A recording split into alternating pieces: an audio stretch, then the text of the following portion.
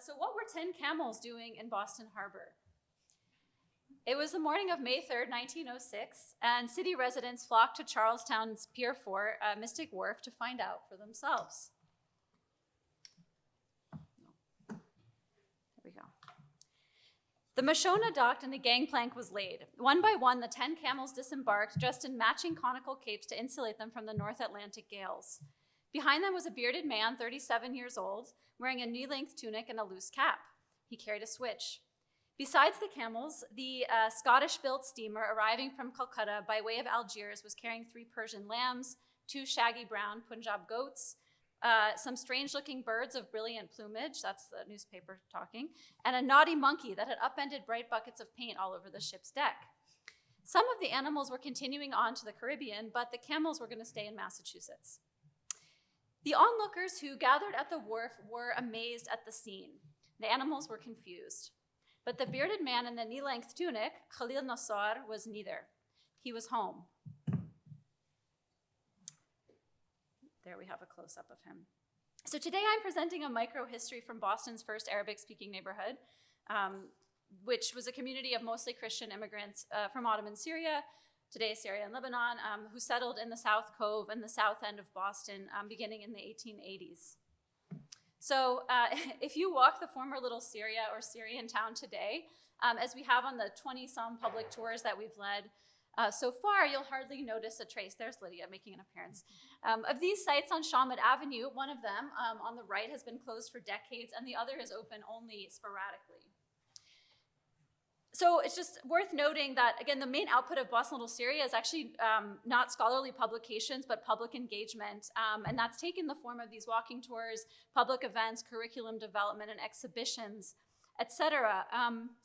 Which means that the project isn't driven so much by one overarching research question, but has been led in different directions by community interactions. Photographs turning up in our inbox, heirlooms and old suitcases, and plastic bags.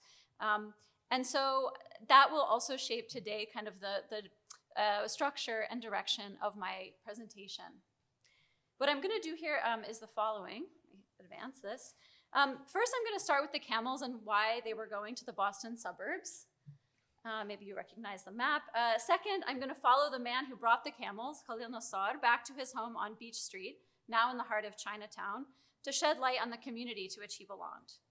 And then third, West Roxbury, part 3, I'm going to discuss some of the archives that have made it possible to tell this community's story despite its disappearance from the physical landscape of the South Cove and the South End. So it's a layered narrative tracing both person and place through time in parallel. And here, the transatlantic voyage of a Syrian immigrant and a menagerie of camels unites Sahel trade routes, the predilections of America's growing middle class, and a minoritized community navigating the fraught bounds of whiteness, as we've already heard about. Situating Nassar within the physical space of his neighborhood, moreover, bridges Ottoman immigration and widespread mid-century upheaval brought about by urban renewal. So first and foremost, my aim is to shed light on the relative ordinary, the prosaic concerns of everyday life, money, family, friendship, etc. In reconstructing the stories of Khalil Nassar, I shift our gaze from the mass market spectacle he helped produce to the sort of lives he and his associates lived. So the camels on the Mashona were bound for Wonderland. This is Wonderland today on the left. Yeah, it looks like this. Some might also remember the Greyhound racetrack, which closed in 2010. But the name goes back another century to the amusement park that opened in Revere on Boston's North Shore on Memorial Day weekend 1906. Wonderland followed hot on the heels of New York's Coney Island, replicating many of its popular attractions like the Lamarcus Thompson Scenic Railway, Shoot the Chutes, Fighting Flames, and infant incubators, which is, just like it sounds, real babies, and it was a technological wonder. One of the most anticipated shows at the park was Beautiful Orient, and I actually have a primary source show and tell here, which I thought we could all enjoy. Don't worry, this is not too rare, so you can buy them on eBay. But it shows the Beautiful Orient, so I'm gonna pass it. Yes, so as you can see, the exhibit had a series of, oops, I need to move to the next one. The exhibit had a series of striped minarets alternating with pink onion domes, and the text painted across the facade read, "A Congress of Strange Oriental People." It was largely modeled on the Cairo street of the 1893 Chicago World's Fair, with the dancers, drummers, theater, rugs, a coffee house, and so forth. Happy to talk about the architects, by the way, but it's not part of my presentation. So a big draw there was the camel rides. And you can see here on the map where we have the camel barn just out back behind the Turkish restaurant. Here we are also with the camels and their American flags. So amid the American enthusiasm for Orientalist spectacle, which other presenters have already discussed today, camels had made a big splash at the 1904 Louisiana Purchase Exposition, the St. Louis World's Fair, and obviously in 1893 as well. But Americans' enthusiasm for the animals and actually their prevalence in American society went back to this experiment that the US Army conducted under Jefferson Davis in the 1850s. And there's a whole story there that actually connects it also with slavery. The 10 Camels of Wonderland reportedly originated in Tunisia, being brought then to Algiers, and then where they boarded the Mashona for Boston. And Tunisia was actually also where the St. Louis World's Fair camels came from. The US government had gotten some from there, etc. But camels were also a common sight in Ottoman Syria, after all. Though not native to Mount Lebanon, where Khalil Nassar came from, they were regularly used by the Ottoman army and as pack animals in caravan trade across the empire. But as I said, they were common enough in the United States at this time in circuses and whatnot that there actually should have been no reason for Nassar to have to cross the ocean at all. In any case, the camels arrived about 2 weeks before the new amusement park's opening. And according to the Mashona's manifest, Nassar was delivering them to his friend, Thomas S.N. Malouf, the impresario responsible for orchestrating Beautiful Orient. And his residence was 71 Beach Street in Boston. Although there's no evidence that Nassar himself was a paid performer at the park after he bought the camels, to your question earlier, there are plenty of other examples of people who were from Arab or Arabic-speaking communities in the United States. There's an example from 1904. Keith Feldman has written about this, where the Jerusalem shopkeepers actually were push cart owners in New York who lived in Hoboken. One of the reporters who reviewed his inaugural visit to Wonderland remarked especially on the Syrian proprietress of Beautiful Orient's Cafe, who served him the nargile and then said actually she had come for the 1893 Chicago Expo and then decided to settle in the United States thereafter, and then ended up in Beautiful Orient as a contractor. So these are the ledgers of Beautiful Orient, financial ledgers. It was a big hit with the crowds that summer, as these ledgers attest. But then on August 25th, 1906, only 3 months after these 10 camels arrived in Boston with Khalil Nassar, Thomas Malouf turned around and posted 6 of them for sale. The fate of the rest is unknown. We don't know who the buyers were. Yeah. Perfect health, first-class saddles. So despite its popularity, Beautiful Orient itself closed after that first season, a few weeks before the other attractions, in fact, and it was replaced in 1907 by the Florida alligator jungle, using the same structures. And then by the racist blackface show, Darktown, which again kept this phantasmagoric architecture. And then the whole park shuttered after the 1910 season. It cost way too much to build. Okay. So that's the story about the camels and how they ended up at Wonderland. But what about this guy who brought them, Khalil Nassar? Who was he? There he is again. Okay. So Khabil Nassar, according to the Boston Globe here, the owner of the herd, has been 14 years in Africa, the Globe reported. So his name was not Khabil or Abel, as other Boston newspapers called him, but Khalil, and he was not returning from 14 years in Africa at all. In fact, he had been traveling at most a few months, perhaps only a couple of weeks. He was born in 1870 in Zahle, a primarily Christian town on the edge of the Bekaa Valley, once known for silk, now known for its adak. And he immigrated in 1893 to Boston, where a few families he likely already knew from home had settled beginning in the 1880s. Many more soon followed, and he himself was naturalized in 1898. His wife's name is variously recorded as Nahimi, Naomi, Mahini, Nami, and Annie. My best guess for the original Arabic is Naima. She also immigrated in 1893 and claims that she was 14 when she married Khalil.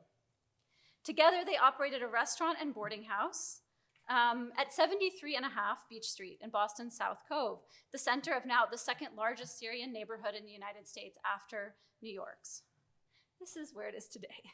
If you've ever been to Chinatown and passed under the Chinatown gate or watched older gentlemen playing mahjong in Mary Suhu Park, you've stood on the former site of the Nassar's establishment.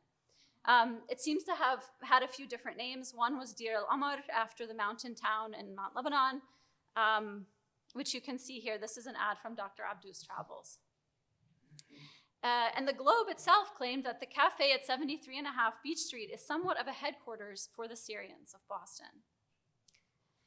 Now, in 1900, the Nassars drew local journalists' attention amid circumstances related to a neighbor with a now familiar to you name, Thomas S.N. Solomon Nader Malouf, the man who would eventually be responsible for Beautiful Orient.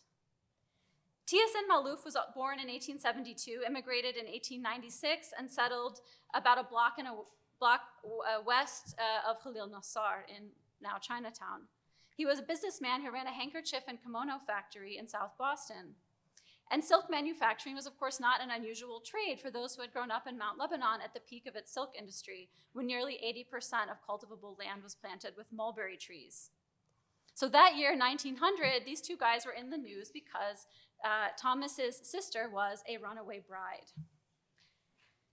18-year-old Sophie Hakel Malouf was engaged in Boston to her cousin, and went to purchase her trousseau with the assistance of Nahami Nassar, according to the newspapers, from the downtown department stores. Then she disappeared. She turned up in New York's Little Syria, then actually here in Providence, and by the time she returned to Boston, she had already married somebody else, a man named Jabor Nedre. The Nassars, especially Mrs. Nassar, whom the Globe gossiped had a decidedly adventurous disposition, turned out to have abetted Sophie and Jabor's flight together to escape her intended groom. And this seemed to have infuriated Sophie's family for a little while, but Thomas and Khalil clearly went back into business together over the camels just a few years later. So detectives were in and out of the Nassar's Cafe at 73.5 Beach Street throughout Sophie's saga. And soon after, a branch of the Boston the Boston Elevated Railway, the precursor to the MBTA Orange Line, was built down Beach Street, depressing property values and darkening the street below. From then on, passing trains would have rattled the Nassars' living and boarding quarters.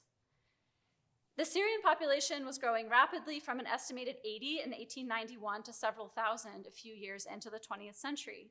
They spilled down Hudson and Tyler streets, some going to work in the garment industry on Neelan Street. Perhaps it was this proximity that prompted Thomas Malouf to relocate his handkerchief and kimono factory to the upper floors of 71 Beach Street, the destination of the Camels of Wonderland, right next door to the Nassars. But then in January 1906, Khalil made the news again. Charge against 3 well-known Greeks, ran the headline. Never mind that he wasn't Greek, but that's okay. They were being fined $10 for gambling. So the men protested, Khalil included, that they'd been up all night awaiting the Greek Orthodox Christmas celebrations, not gambling at all. The police didn't buy it and they got fined. But 5 months later, Khalil was in Algiers rendezvousing with the 10 camels that he'd promised to fetch for his neighbor Thomas. Did he need money? A brief sojourn away from the law? Adventure? We don't really know. We do know that Khalil's one-humped cargo was inspected upon arrival in Boston Harbor. The agent made a special note on the manifest about his being a naturalized citizen with papers at the district court. This is significant because Congress was about to approve the Naturalization Act of 1906, creating the Bureau of Immigration and Naturalization and making it more difficult for immigrant Americans to acquire citizenship. As Sarah Gualtieri has written, there was an uptick in court cases brought by Syrians at this moment seeking to establish their whiteness, very often in contradistinction to Asians' non-whiteness.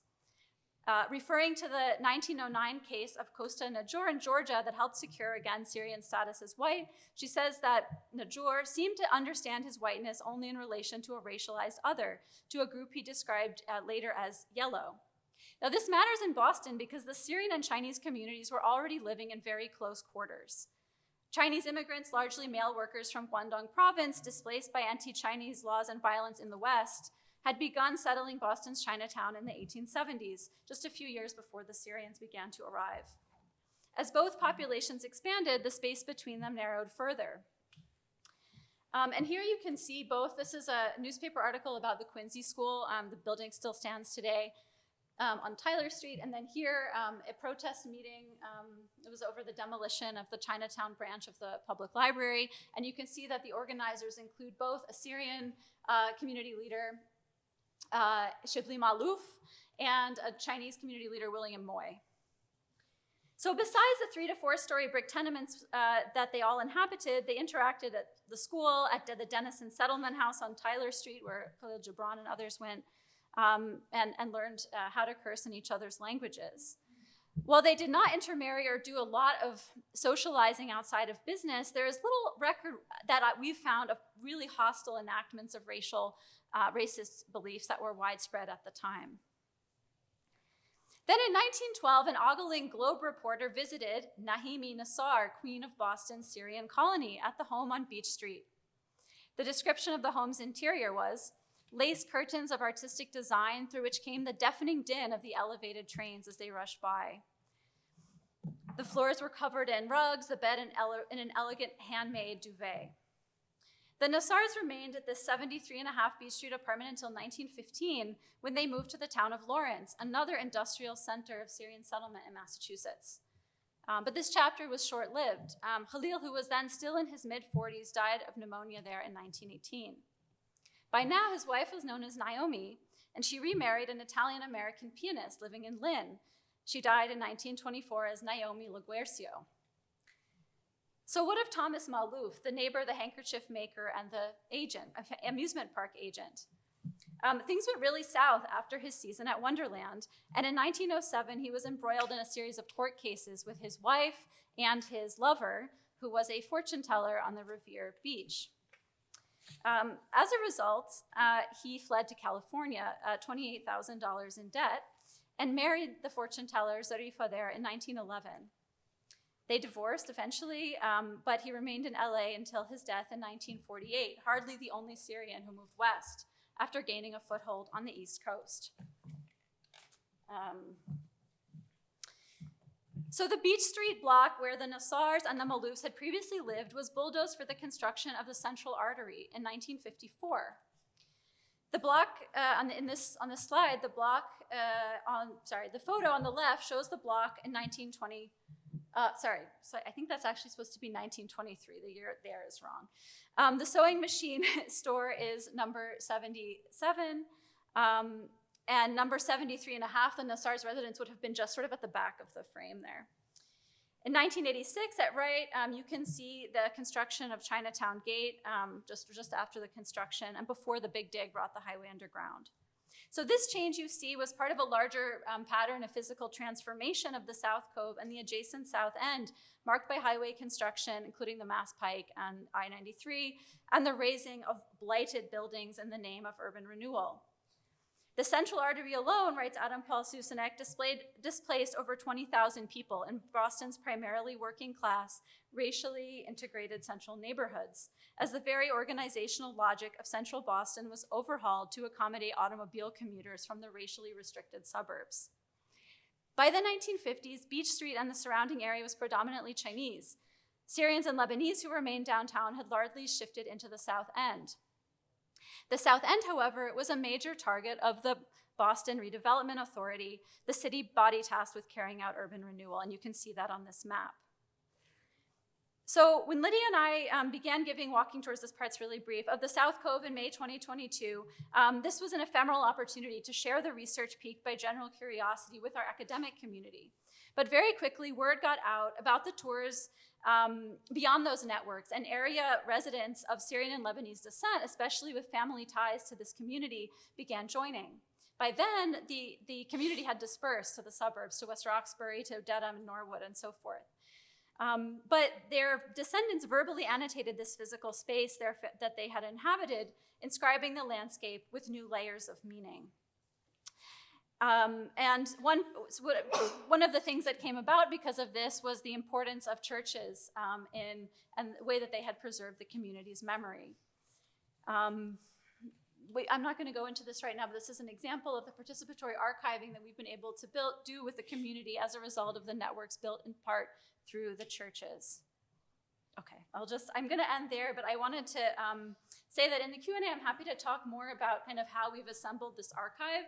It's through the churches that we also, and the priests in the suburbs, these churches have migrated to the suburbs with the population, that we've been able to reassemble some of these stories. And this is an example of a church newsletter, kind of ephemeral historical source that's been essential.